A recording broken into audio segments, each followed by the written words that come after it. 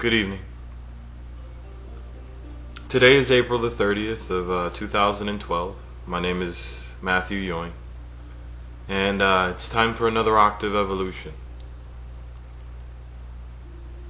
We've done one already, and it moved us from the red octave to the orange, and now it's time to move from the orange octave to the yellow. The red octave was credentials, and basically I'm going to take a small amount of time to explain where we've been. I did credentials first because basically we set up a parameter for, well, trusting people. The very first one, especially when it comes to spiritual guidance, is you have to be willing to prove that you know what the hell you're talking about. But it also requires more than that. Not only do you need to know what you're talking about, but you need to know who you're talking to.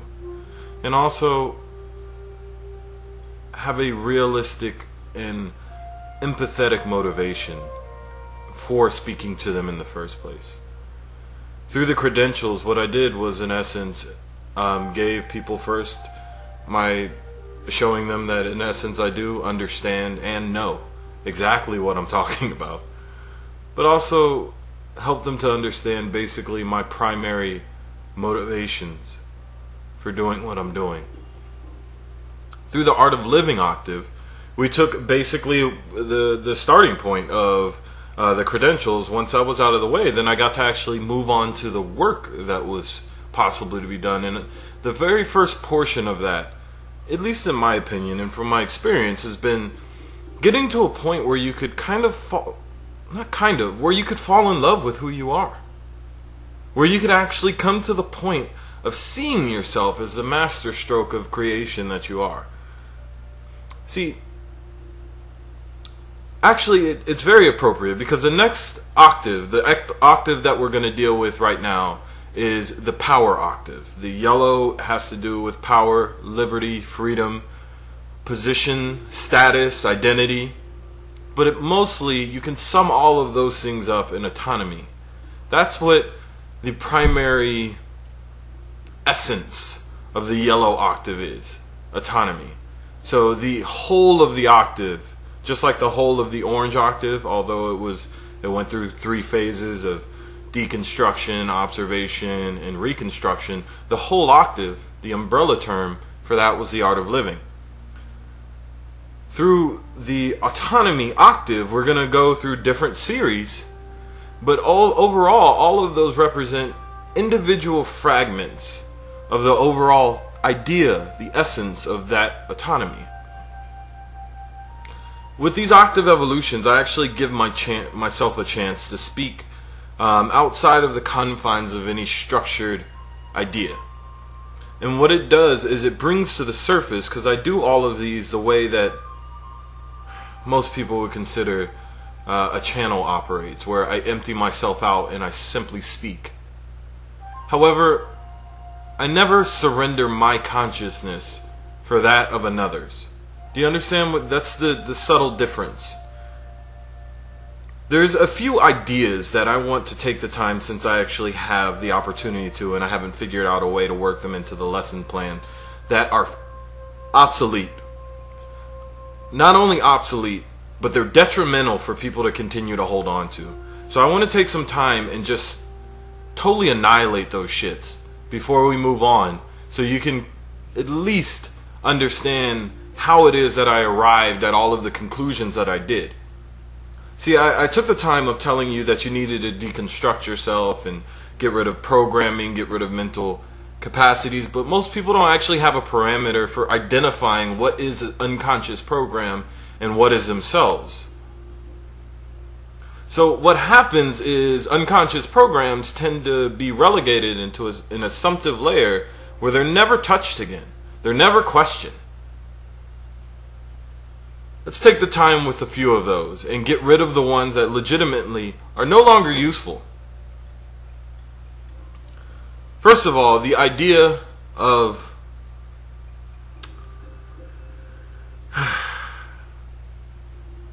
duality, period. Not duality perception, not duality interaction. I mean duality as a worthy conduit for some sort of perceptive choice. People truly believe that the path delineates between the path of others and the path of self, and that's an enlightened view. Like, the enlightened individuals think that you either have to be like a loving hippie who rejects all violence and leads with their heart and rejects actually the ego down in order to potentiate the spirit. And then there's a reverse of that, the self, who believes that it's the individual point of consciousness that is the most important, and then gaining things like power over others, mass, like density, potency, resources. Those things are the enlightened interaction with existence. See, the thing is, those things amount to sort of choices that we've created in a game that doesn't actually require you to choose one or the other. People think you actually have to choose A or B. You do not. What you do need to choose is A, B, and every other letter that has ever existed in every other language that you are aware of, and even those that you aren't, including all of the numerical systems. See, and any astrophysicist will tell you this, life only exists as a realm of possibilities. Infinite possibilities. And it's up to you, within the parameter of understanding that there's no actual structured guideline. There is no A or B. There's no actual duality. To choose that which is going to bring you the greatest amount of joy, abundance, intensity, that which you want. I mean, I'm going about it in really complicated ways because I want to drive home the point, but honestly, that's all there is. All there is figuring out what the hell you want with your life and then going after that. It's that simple. We tend to complicate the matter. I don't even mean complex, I mean complicate.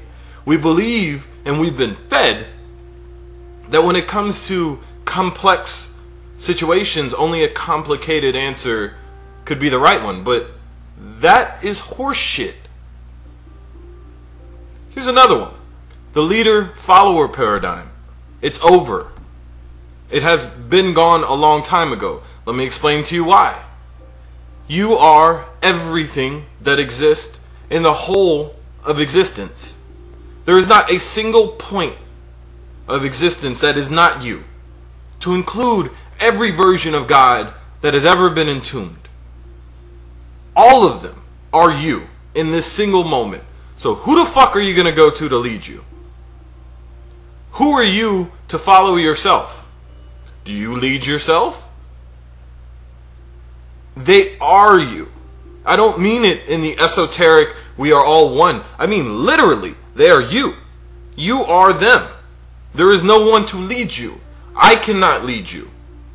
Even though I know exactly where I'm going, the best that I could do is say, hey, I'm going to head over here. You want to come? But it's your choice.